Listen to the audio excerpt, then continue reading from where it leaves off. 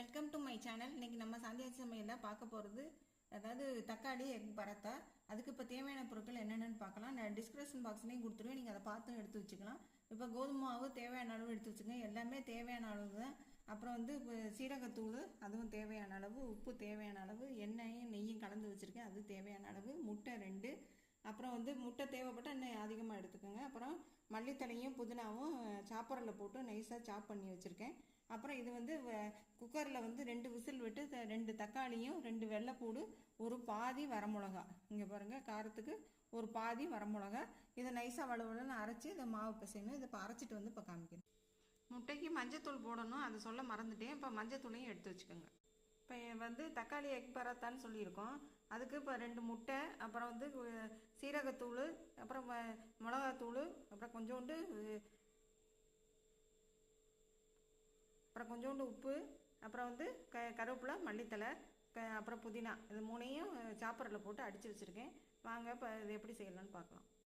இப்போ இது வந்து கோதுமை மாவு, மஞ்சத்தூள், உப்பு, சீரகத்தூள், அப்புறம் கருவேப்பிலை, கொத்தமல்லி, புதினா இதெல்லாம் வந்து வலுவலுன்னு அரைச்சி போட்டிருக்கேன். இப்போ இது கூட நம்ம அரைச்ச தக்காளி விழுதையும் இதோட ஊற்றி இப்போ பிணைஞ்சிட்டு இப்போ காமிக்கிறேன். இப்போ நம்ம தக்காளி விழுதை போட்டாச்சு. இப்போ தண்ணி ஊற்றாமல் முதல்ல நல்லா பெசரிக்கிட்டு தண்ணி தேவைப்பட்டால் மிக்சியை கழுவி தேவையான அளவு தண்ணி ஊற்றிக்கோங்க. இப்போ நான் அதை பிணைஞ்சிட்டு இப்போ காமிக்கிறேன். இப்போ எனக்கு வந்து தண்ணி பத்தலை, அதனால் மிக்சியை கழுவி இந்த தண்ணியை ஊற்றி பிணைஞ்சிக்கிறேன். நம்ம இப்போ சப்பாத்தி மாவு வந்து பிணைஞ்சாச்சு. இப்போ இந்த எண்ணெயை ஊற்றி இதை வந்து ஒரு தவணை நல்லா அழுத்தி பிணைஞ்சிட்டு அப்படியே ஒரு 10 நிமிஷம் ரெஸ்ட் விட்டுருங்க. இப்போ நம்ம இந்த முட்டையெல்லாம் எடுத்து வச்சுருந்தோம்ல, இதை வந்து இப்படி கையால் நல்லா கலந்துக்கங்க. இப்போ நம்ம சப்பாத்தியை வந்து தேய்ச்சாச்சு. மேலாக லைட்டாக மாவு தூவி வச்சுருக்கேன்.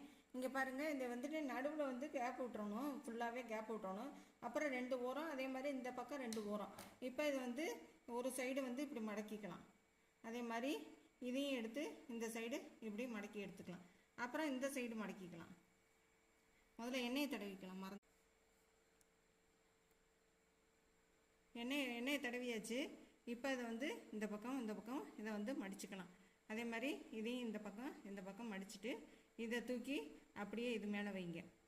அப்புறம் இதை தூக்கி இந்த மேலே வைங்க. அப்புறம் மறுபடியும் கொஞ்சம் எண்ணெய் தேய்ச்சிக்கலாம். இப்போ இது பாக்ஸ் மாதிரி இதை இப்போ மடித்தாச்சு. இது மறுபடியும் சப்பாத்தியாக தேய்ச்சிக்கலாம்.